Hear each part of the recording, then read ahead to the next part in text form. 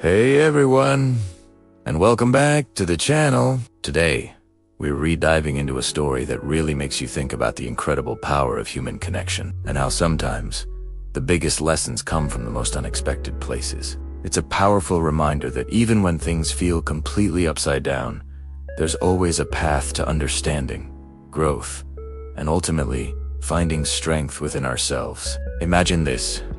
The city is quiet, almost holding its breath. The streetlights are doing their best, and there's this feeling in the air, like something monumental is about to unfold. You know those moments in life where you just feel a shift happening? Well, this was one of them. For me, I used to believe that love was this ultimate healer, this magical force that could fix anything. And in many ways, it absolutely is. Love truly does have the power to lift us, to inspire us, to connect us deeply. But sometimes, life throws you a curveball, and you learn that understanding love, in all its forms, is a much richer and more complex journey than you ever imagined. I was sitting there, watching the rain outside, feeling like my world was about to change. My eyes were drawn to an old apartment building, a place where a new chapter had started for me, full of hope and new beginnings. Little did I know, this very place was about to offer a profound lesson in resilience and self-discovery. Just 4 days. That's how long it had been since someone I cared deeply about seemed to vanish. No calls, no messages. Just an unsettling silence. The authorities were looking into it, and a name kept coming up. Michael, the husband, and me. Well, I was someone who had opened my heart, perhaps a little too quickly, and found myself caught in a really complicated situation. Back then, I thought I knew the whole story. I thought I was ready for whatever came next. But life has a funny way of revealing its layers, doesn't it? This journey taught me that sometimes the stories we tell ourselves, or the narratives we build, can be beautifully constructed, almost like a captivating play. And sometimes we're so immersed in our roles, we don't realize there's a bigger picture unfolding. When I finally found myself knocking on that door, I believed I was stepping into a moment of truth, ready to bring clarity and understanding. What I encountered wasn't a simple answer, but a whirlwind of emotions, unexpected revelations, and a powerful lesson in discernment. It wasn't about what I thought love was, but what it could be when intertwined with other human experiences, like fear, or even just misunderstandings. Have you ever found yourself in a situation where you felt like you were learning a massive life lesson, right in the middle of it, where every interaction, every conversation, every feeling was suddenly magnified? That's exactly how it felt. I was trying to piece together a puzzle, searching for answers, and in doing so, I started to discover so much about myself. It was a moment of deep introspection, asking myself what truly defines connection. What does it mean to trust? And how do we navigate these intense, emotional landscapes? What I learned was invaluable. Every word we speak, every touch, every promise we make, carries weight. And sometimes, the most surprising insights come from realizing that perspectives can be vastly different. It's not always about malice. Sometimes it's about different experiences, different fears, different understandings of the world. My desire to understand what love really is led me down a path where I didn't lose myself, but rather, I found a deeper version of who I am. I emerged with a clearer sense of my own boundaries, my own strength, and a profound appreciation for the intricate dance of human relationships. That night, which started with rain, felt like a cleansing. It ended not with coldness, but with a new dawn of understanding. It taught me that life's challenges, even those that feel like betrayals, can actually be incredible teachers. They come disguised as difficult moments, but they often reveal opportunities for growth, for self-love, and for building a foundation of inner peace. It's about recognizing that every interaction is a chance to learn, to grow, and to understand the many facets of the human heart, including our own. We can always choose to find the strength and wisdom in every experience. Thank you so much for joining me today and listening to this journey of self-discovery and resilience. If this story resonated with you, or if it made you think about your own experiences, please give this video a thumbs up. Do not forget to subscribe to the channel and hit that notification bell so you do not miss out on more inspiring stories and insights. I love hearing from you all. So leave a comment below and share your thoughts. It started on an evening painted with gold and soft wind, the kind of evening that pretends to be calm while quietly carrying the weight of something about to change. I was standing on the balcony of my apartment, watching the city melt into the horizon, when my phone lit up with a message from someone I hadn't spoken to in years. Her name flashed on the screen like a memory I wasn't ready to revisit. Lena. She had been my first real love, the kind that builds you, breaks you, and then teaches you how fragile a heart can be. We met when life was still simple, when love meant promises whispered under the stars and not contracts written in fear. But time had its way of eroding even the most beautiful things, and somewhere between dreams and disappointments, we lost each other. The message was short. Can we talk? Just 3 words, yet my entire world froze. I hadn't heard her voice in almost 5 years, but I could still remember how she used to say my name, softly, as if afraid it might disappear if spoken too loudly. I hesitated, staring at the phone, wondering if reopening that door would be worth the pain waiting behind it. But curiosity, or maybe weakness, won. I typed back, "Where and when?" She replied instantly, "Tomorrow, 6 p.m., the old cafe by the river." That cafe was our place. The walls had once held our laughter, our arguments, our silent moments. I didn't know why she wanted to meet, but something deep inside told me it wasn't just nostalgia. The next day, I arrived early. The same rusted sign hung above the door, the same chipped tables, the same bittersweet smell of coffee and rain. I took a seat by the window, the one where we always sat. Every memory felt alive again. Her laughter, the way she'd play with a ring when nervous, the way her eyes dimmed the night she said goodbye. And then she walked in. Lena looked different. Older, yes, but still heartbreakingly beautiful. Her hair was shorter now, her smile a little forced, her eyes carrying stories she hadn't told anyone. When our eyes met, for a moment, everything around us disappeared. She came closer, sat down, and said, "You look the same." I smiled faintly. "You don't." She laughed softly, but it didn't reach her eyes. There was something trembling behind her calmness, something she was trying to hide. I asked her how she'd been, and she said, "I've been surviving." We talked for an hour, about the past, about where we'd been, about how the world kept spinning even after we stopped being a part of each other's orbit. But there was something else, something unspoken sitting between us, heavy and sharp. Finally, she took a deep breath and said, "I didn't just come here to talk." Her hands were trembling now. She slid an envelope across the table. It had my name on it, written in her handwriting, the same handwriting that once filled love letters and notes tucked under pillows. "What is this?" I asked. She didn't look at me when she said, "You deserve to know the truth." My heart began to race. I opened the envelope, and inside were photographs. Old, blurred, but clear enough to make my stomach twist. It was me, and her, and another man standing too close, smiling the way I thought only I could make her smile. "That's my husband," she whispered. "He doesn't know about us." I stared at her, the words echoing like thunder in an empty room. Husband. The word burned through me. I didn't know whether to laugh or scream. She reached out, tears forming in her eyes. "I never meant to hurt you. When we were together, he and I were already—" "Stop," I said quietly. The cafe suddenly felt too small, the air too heavy. Everything I believed about her, about us, was collapsing in slow motion. I stood up, trying to find air.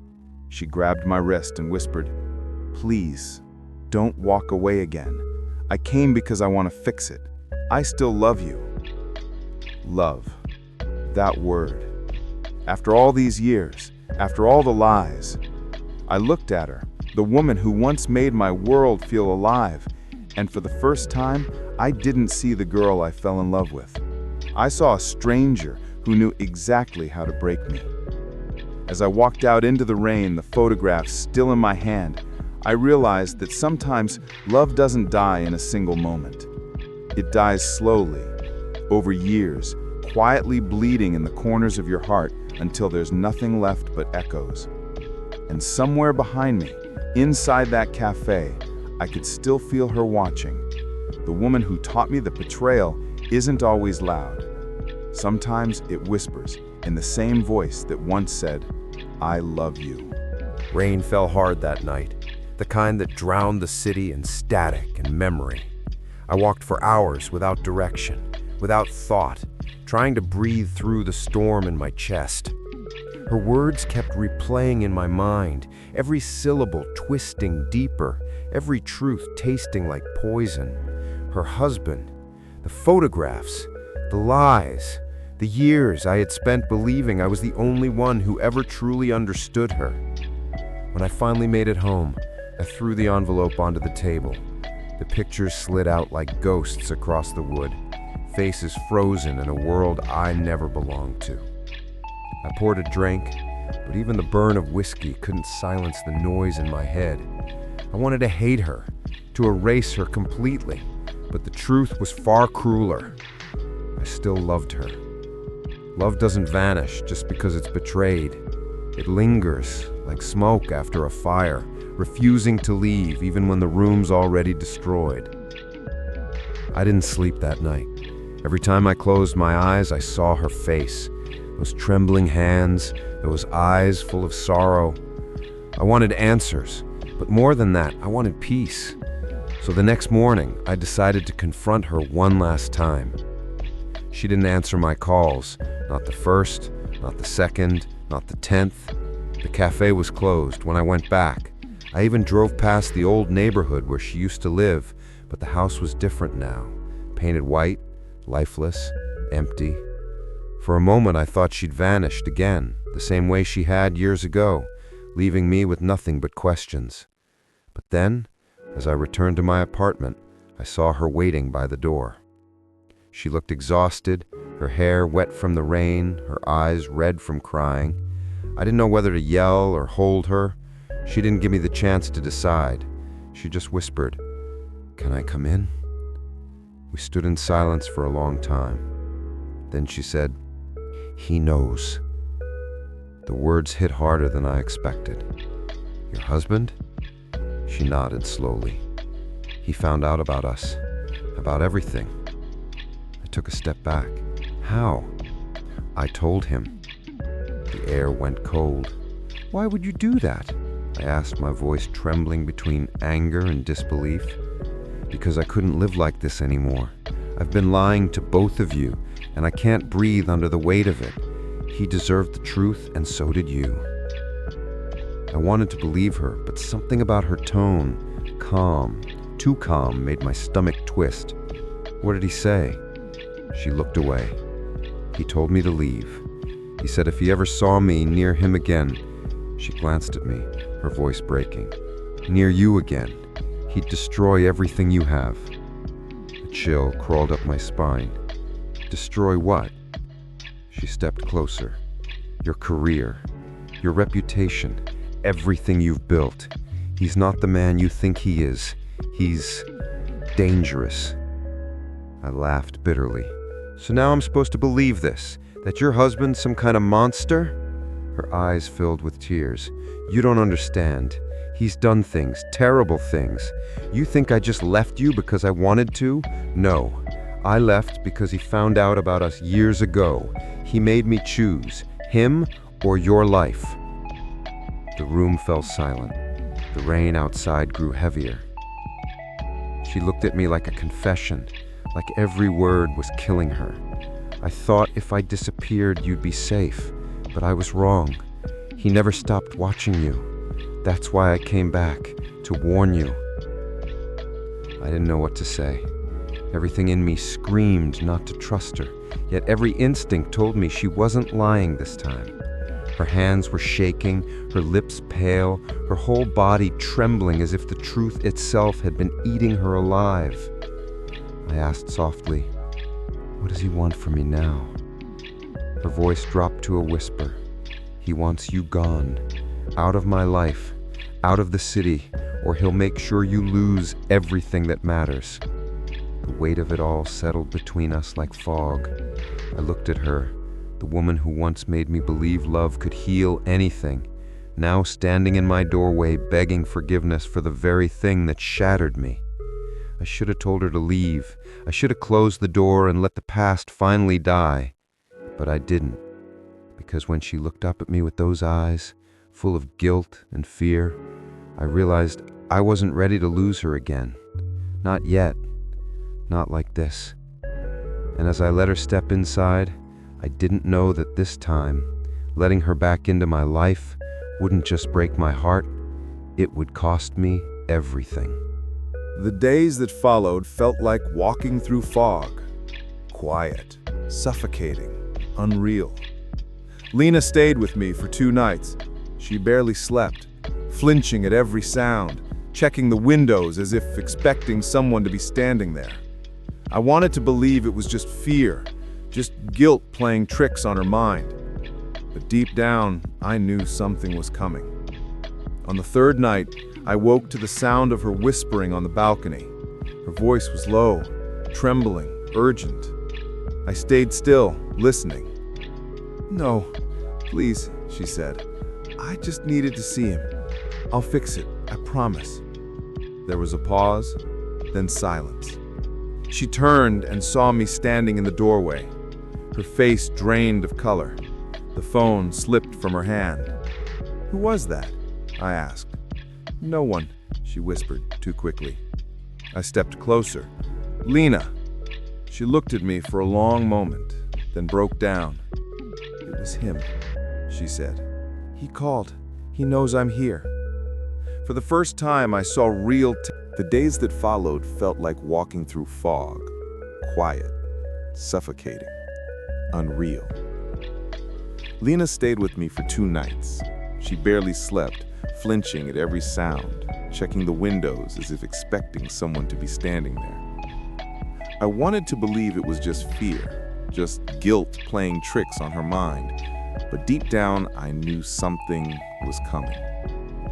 On the 3rd night, I woke to the sound of her whispering on the balcony. Her voice was low, trembling, urgent. I stayed still, listening. "No, please," she said. "I just needed to see him. I'll fix it, I promise." There was a pause, then silence. She turned and saw me standing in the doorway, her face drained of color. The phone slipped from her hand. "Who was that?" I asked. "No one," she whispered too quickly. I stepped closer. "Lena." She looked at me for a long moment, then broke down. "It was him," she said. "He called. He knows I'm here." For the first time, I saw real terror in her eyes. Not guilt, not regret, but fear. I picked up her phone. There was no caller ID, just unknown number. I wanted to throw it off the balcony. "What does he want?" "He told me I've ruined everything, that I've made him look like a fool. He said..." She stopped. "What?" She hesitated, then whispered, "He said he's going to destroy you first, the way you destroyed him." Her words hung in the air like thunder that hadn't struck yet. I wanted to tell her it was just a threat, that men like him only talk, but the way her hands shook told me otherwise.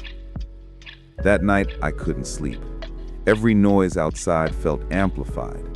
The hum of the elevator, footsteps in the hall, the wind pressing against the glass. Lena sat on the couch, staring blankly at the floor, holding her phone like a weapon she was too scared to use. The next morning, she was gone. Her bag was still there, her phone too, but the front door was unlocked, and her shoes were missing. I searched every room, every corner. Nothing. Just emptiness, like she had dissolved into the morning air. Hours passed before I found the note. It was on the kitchen counter, written in her familiar, looping handwriting. "I'm sorry. I can't let him hurt you because of me. Please don't look for me. L." My chest tightened. I crumpled the paper, my heart thundering with anger and confusion. She had done it again, disappeared when everything was about to collapse. That evening, I went to the police. They listened, took notes, asked the usual questions. When did you last see her? Was there any sign of struggle?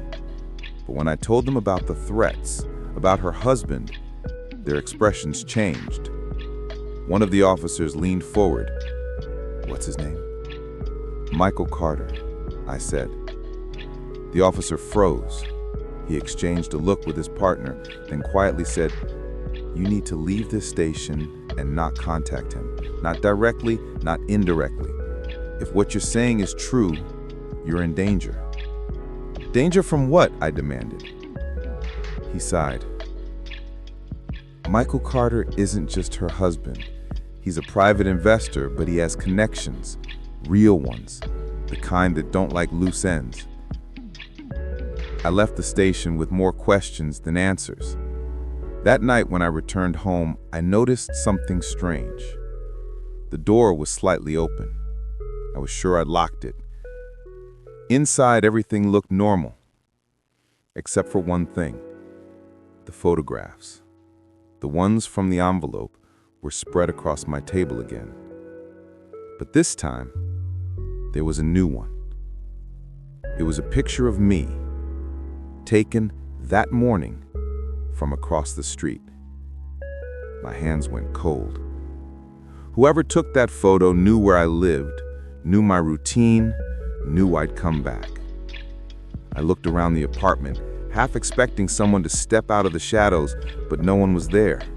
Just the sound of my own heartbeat echoing through the empty room. And then my phone buzzed.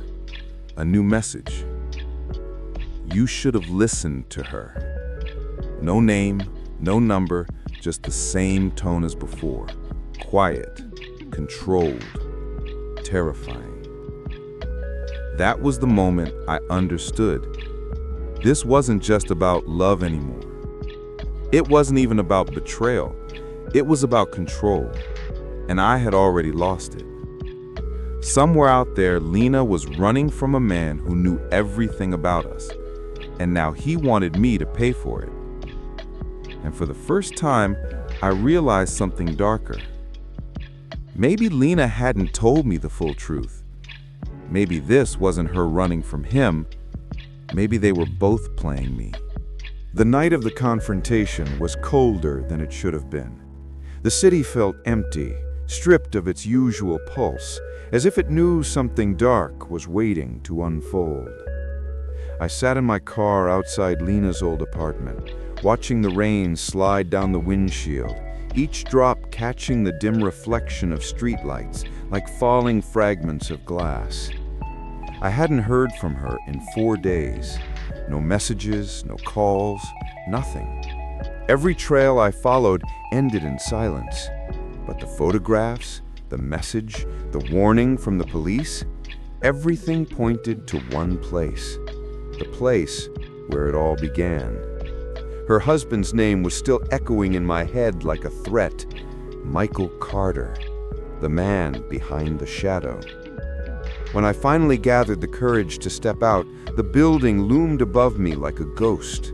The lobby was dark, half the lights flickering, the air stale with the smell of old rain and dust. I climbed the stairs, each step heavier than the last, until I reached her door. Apartment 3B. The door was slightly open. I hesitated, then pushed it gently. Inside, the room was dim. The curtains were drawn, but a faint light glowed from the kitchen. My voice cracked as I called her name. "Lena?" No answer. I took another step, and that's when I saw her, sitting on the floor, back against the wall, eyes red and tired. She wasn't crying, but she looked hollow, as if she'd already done all her crying and had nothing left to give. "You shouldn't be here," she whispered. "Neither should you." She looked up, her expression somewhere between fear and relief. "He knows you came." I swallowed hard. "Then let him come. I'm done hiding." She shook her head. "You don't understand. He's not going to threaten you anymore. He's going to end this." I stepped closer, my voice low. "Lena, tell me the truth. Were you ever planning to leave him?" She hesitated, and that silence told me everything. Tears welled in her eyes. "I tried. God, I tried. But every time I got close, he reminded me what would happen. To me, to you. He's not just a man.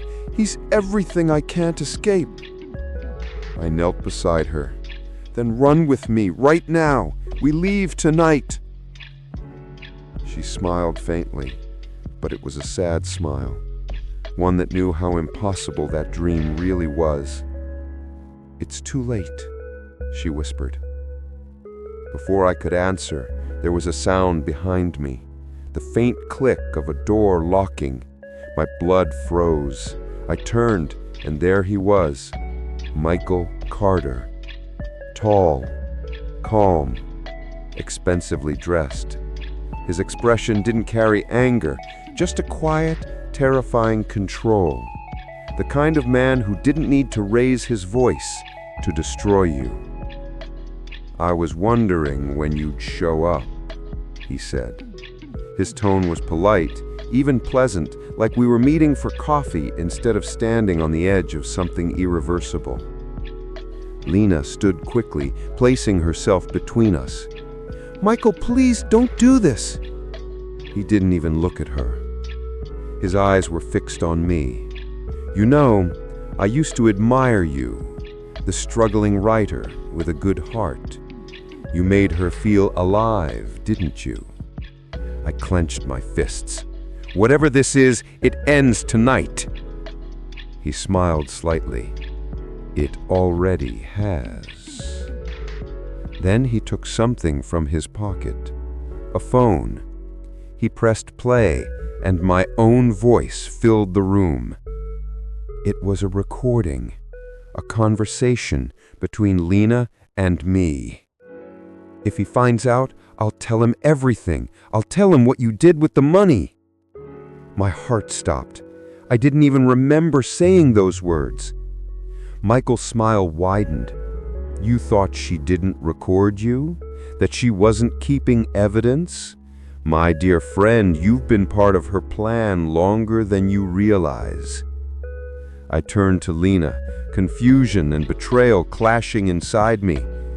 "What is he talking about?" She stepped back, her face pale. "I didn't want you to find out this way." "Find out what?" I shouted. Michael's voice cut through the chaos like a knife. "She used you. Every message, every meeting, every tear, all of it was a setup. She needed access to your company's account, and she got it." It hit me like lightning. Months ago, before all of this, I trusted her with my passwords, my projects, everything. She said she needed them for the book we were working on together. A book that never existed. "No," I whispered. Lena reached out, her voice breaking. "I didn't mean to hurt you. I just needed a way out. He made me." Michael interrupted. "Don't lie to him now, Lena. You enjoyed it. Every moment." Something inside me snapped. I didn't care about the money anymore, or the lies, or the fear. I just wanted the truth. "Was any of it real?" I asked her. She trembled. She didn't answer. That silence was louder than any scream. Michael turned toward the door.